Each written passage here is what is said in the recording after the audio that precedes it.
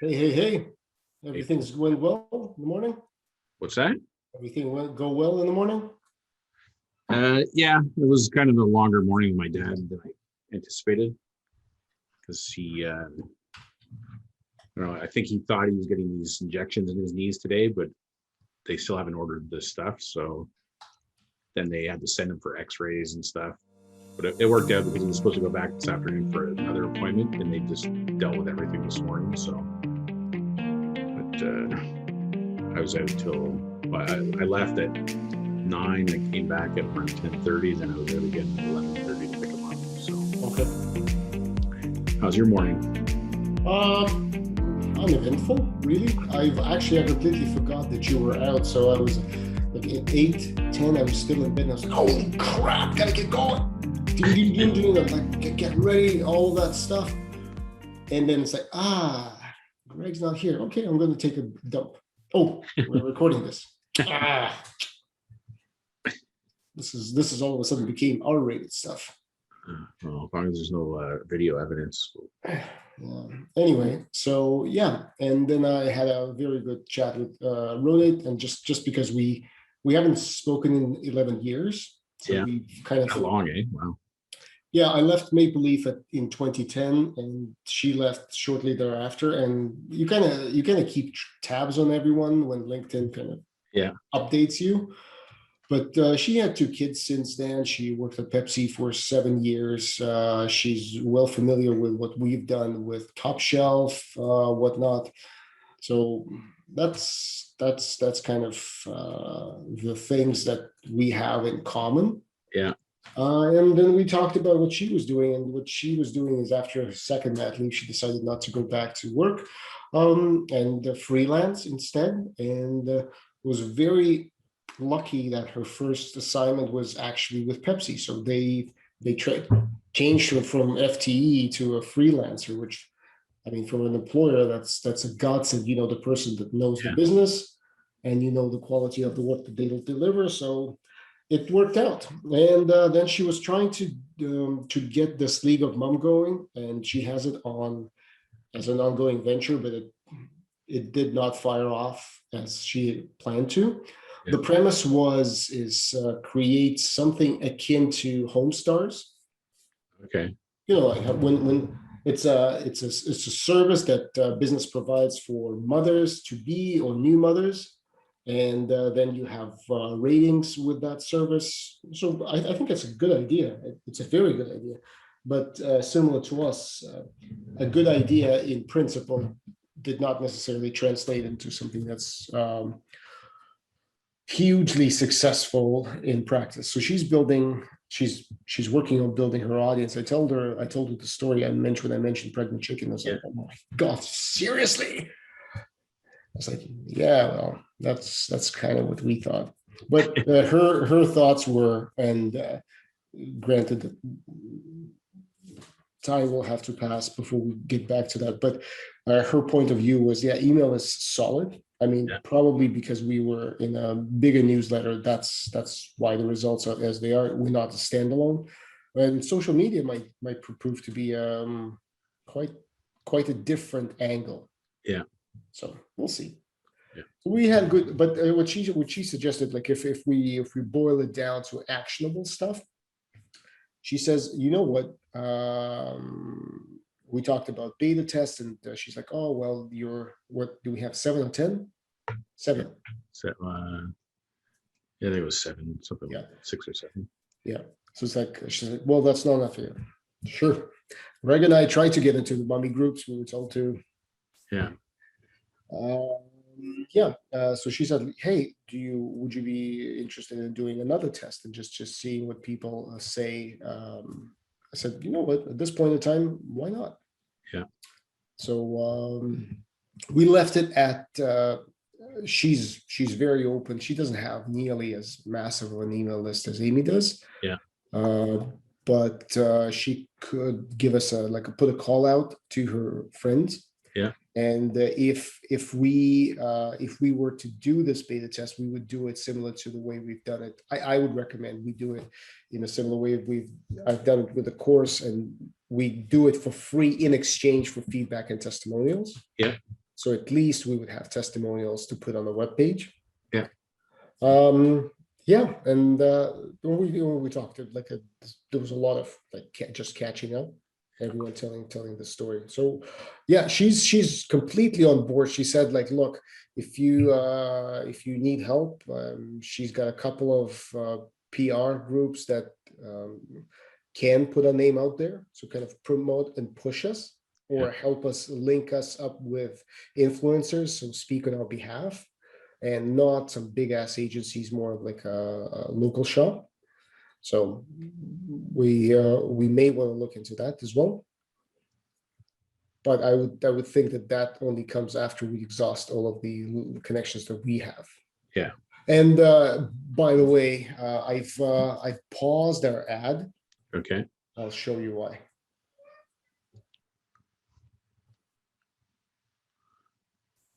Well, I can guess why.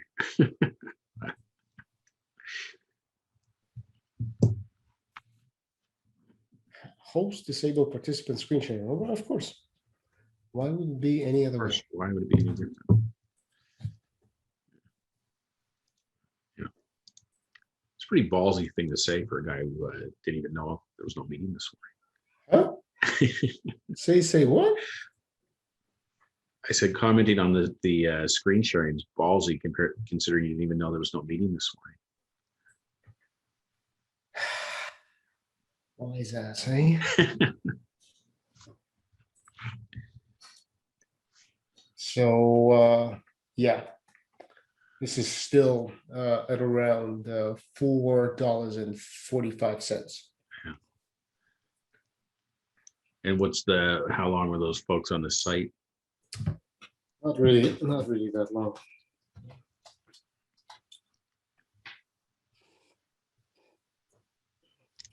What was her overall impression of the idea, though, as an idea? Huh? What did she think of the idea for the app, just as an idea? Brilliant. Yeah. She did ask the same question that you and I kind of asked ourselves: is the idea is good? Is there a need for this idea? Yeah. So this is.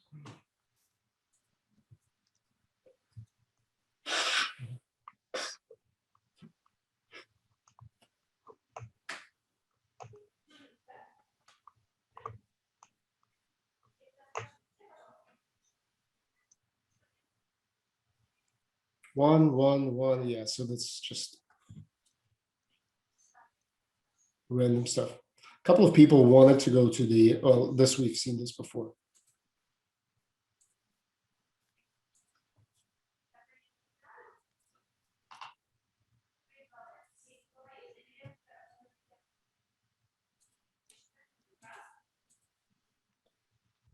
Okay.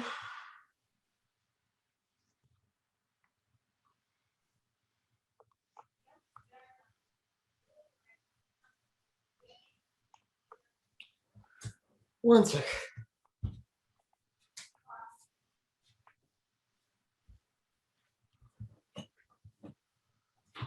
So yeah, I mean, Where's that traffic coming from if it's not coming from the ad? oh, it is. It is. This is the checkout page. Okay. This is the checkout page on ThriveCard. Right, but there's 44 unique views up at the top. Yeah, but it's all everything combined. Oh, okay. So you have 5 views that have either organic or from social. Yeah. And average time on page is less than a second.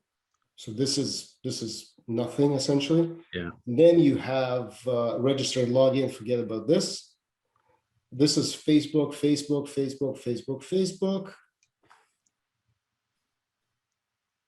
What is this? Who's registering for profitability of a niche?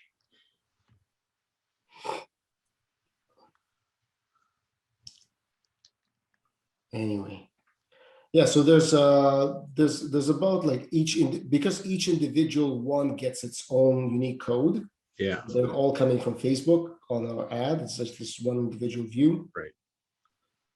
The average time on page seems to vary greatly. Like this is a second. This is a second. It's less than a second. Yeah. Yeah. Is it fair to say, like, I don't know, and again, I don't know, if somebody sees something and clicks on it and only goes there for a second, it doesn't seem to me like it was intentional. So it's either not intentional or it's a bot or something. Well, yeah, either that or somebody was expecting to see something different, and when they got there, it wasn't what they thought it would be, and that created them saying, "Okay, that's it." Or sometimes, if you're on a mobile device, which we can see which devices they were on, Yeah. when you're scrolling, you accidentally press the button. Right. Like if you just and then you just go back on your phone, and that registers as a bounce. I mean, I'm just trying to think of my own experience. Part of me thinks that it's kind of like I remember, what's his face that was at Loblaws, Peter, I forget his last name now. He was running the loyalty program, but I remember him saying, like, people all the time say, like, Uwe? huh? Uwe? No, not Uwe. He was the more junior guy. Peter Danforth? Danforth, yeah, that's it. That people always say, well, that they dispute kind of what the algorithm is saying, but it's so, like, part of me thinks, like, I think, like, I can't think of an example where I clicked on something and then, like, 1 second is like literally it opens and then you close it. Yeah. My sense is, for me to evaluate whether to leave it or not, and I mean, I leave plenty of places, but I can't see it being that short. But maybe it is. I'm just not aware of it. All right. Yeah. So there's no other traffic coming from anywhere. Not really. I see a lot of interested. I haven't seen them lately, but there were some interested people who came in from a LinkedIn post. But that's it. Because I had 2 or 3 people, I think, over the last few days share one of my posts on either Facebook or LinkedIn that I was hoping that might generate something. But cool. All right. I denied somebody entry to the group today. Yeah. Because I was on my phone and it came up, so and so wants to join your group, and I looked and it said something like, I don't know, been on Facebook for 7 days. I don't know. It was just one of those profiles. Yeah. Like, this is not. I would like to exploit being a member of this group in order to gain access to other people's profiles. Yeah. So. Agree. Good job. I agree. I do not understand. I mean, I do not understand why people would ask to join if they're not. Especially when their profiles do not signal that they're being a parent or. Yeah, it's clear. There's some scammy thing going on that I don't understand, but it makes absolutely no sense. Absolutely no sense. So my friend, I wanna let's do a bit of a, now that I'm kind of I think flushed it out of my system, all of this kind of disappointment. Yes. Let's think about what our next step should be with this app. Given that we were reaching out to influencers with I think amazing 0% result. Yeah. What can we do?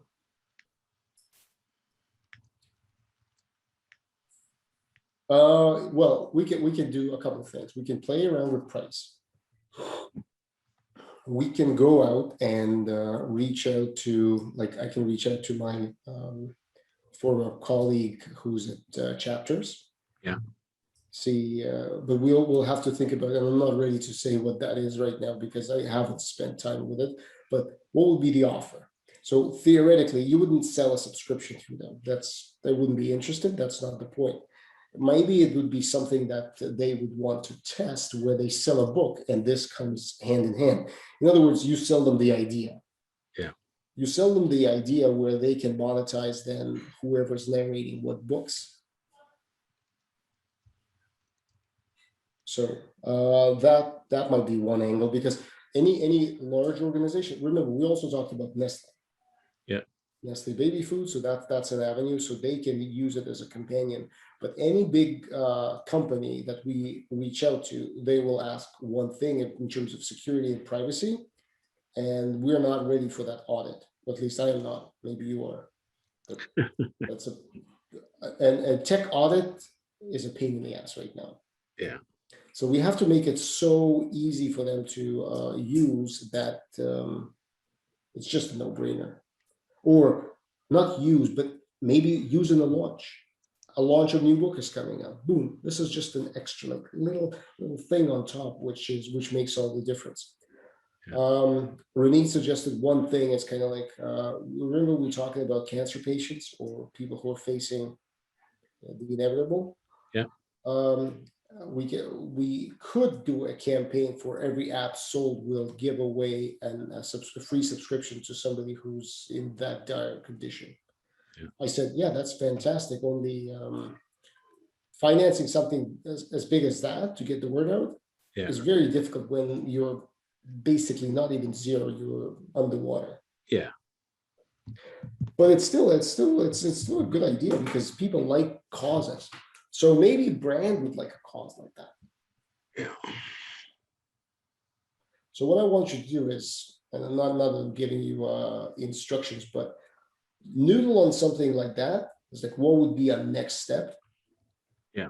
Because I know for a fact that I'm good at technology, but growth marketing is not my thing, apparently. Yeah.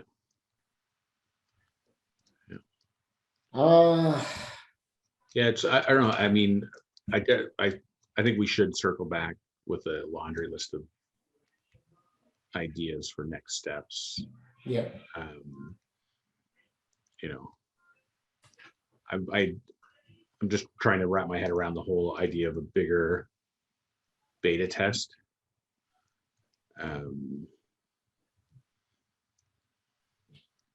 Like what does that get you? Well, more the app in the hands of more people, and our ability. See, the thing is, none of our beta testers are actually using it. Yeah. That's it's not bothering me. It's coming up in my head. One of our founders isn't even using it. Exactly. Exactly. So this is you know what, laughing aside, this is it, and it's on my phone.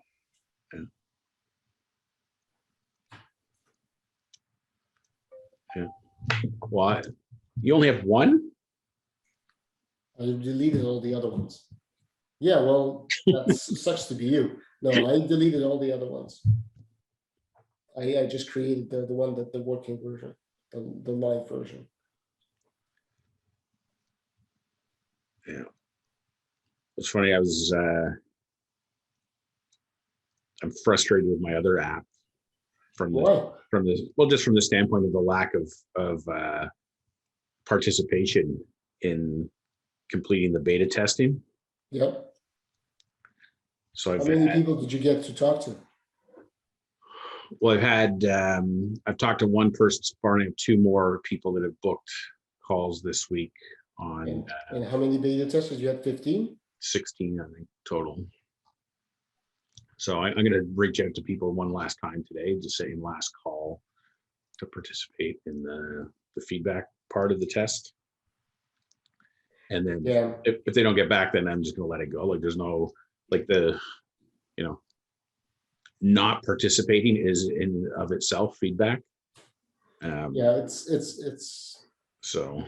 incredible, especially for the purpose that these people are also finding themselves in a position when they want others to participate with what they want to do. Yeah.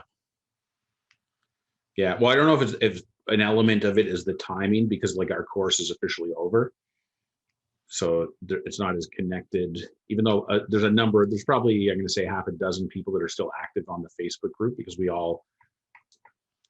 somebody before the group ended, said who's interested in maintaining this group so we can keep communicating and sharing updates and giving each other advice. And a bunch of us said yes.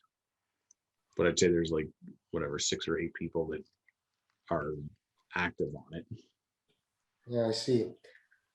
Like it would have been better. It would have been better if it was earlier on when the course was still active, and then yeah. It seems it's kind of representative of society nowadays. Signaling a virtue is not the same as living that virtue. Yeah. And I know I'm not being trying not to try to be callous, but it's always easy to say, do you believe that this is the right cause? Of course I do. Are you willing to do anything for this cause? Of course not. Yeah. Well, there was a segment the other day on the show where they were talking about, will you sign a petition? It was for something to do with climate change, right? And the person's like, oh yeah, I totally support climate change. Okay, well, if by signing this you agree that you will never take a flight again, you will you'll walk everywhere you go. Like, it was a whole list of ridiculous demands. And then people are just like, oh, look at the time, I gotta go. Can't blame them. No, exactly. Especially because they're with that kind of stuff, you're trying to be taken advantage of. Yeah, well, that was the whole point, right? So yeah, and I don't blame anybody. I mean, the thing I've realized though too, with talking to some of the folks on the course, and this isn't certainly all of them, but there's a lot of people that are on like a continuous loop of learning. Like, they go from taking one course, a bunch of them have already started the next course, and like it nicely saves you from the reality of having to do something or implement the things that you've learned. It's kind of like never leaving school, right? Like, I'm just going to get another degree and then another degree. I never have to go get a job. I was just going to say, I actually knew a couple of people who progressively went from degree to another degree, to a higher degree, then to a certification, and back to a PhD. So it's kind of like, who am I to judge? Yeah. But yeah, it's interesting. So anyway, I think we'll see what these other 2 folks have to say. Although one of them was favorable on their survey, the other one was unfavorable on their survey. So I already kind of know what they're going to say based on the survey. So. Well, let's think. There's also a part of me that says that now that essentially 2 experiments are under our belt, and one is a very complicated one. Yeah. Let's see what business models exist for building apps for people. Yeah. Because that certainly doesn't present that big of a challenge for us right now. No. Especially small businesses, and that might be very, very beneficial. Yeah. Anyway, I'm going to sign off right now because there seems to be a disaster brewing downstairs. Okay. Yeah, my son's school is out, so. All right. Well, we'll see you in the morning. Huh? We'll see you in the morning then. We'll see you in the morning. And how is your kids are off school tomorrow? No, they were done on Thursday. So Friday was a day off, but today is kind of the first, the start of the first week. It's ironic. My daughter got up earlier than normal because she wanted to go for a run. So go figure. And there is no employment. Are they going to be working on that? No. Well, my sister's got a temporary job for my daughter doing some filing and stuff in a company, but it doesn't start for a couple of weeks. So, but yeah, there's no jobs yet for anybody. So we're just chilling. My son's doing an engineering course online with Mark Roper. I think I told you that. Yeah. So he's on build number 3, but he's so excited. He was doing coding LED lights to come on and off and stuff. So he's kind of excited. Ask him if you can control that from an app. Yeah, I'm sure you can. He's going to be the mechanics, and we're going to be the puppet masters. No, I was going to say like electronics, but I see how you treat your children. Yes, people, if you're watching this episode, this was the time that we found out who Greg Fisher really is. That's right. I'll see you in the morning, my friend. Bye. Bye.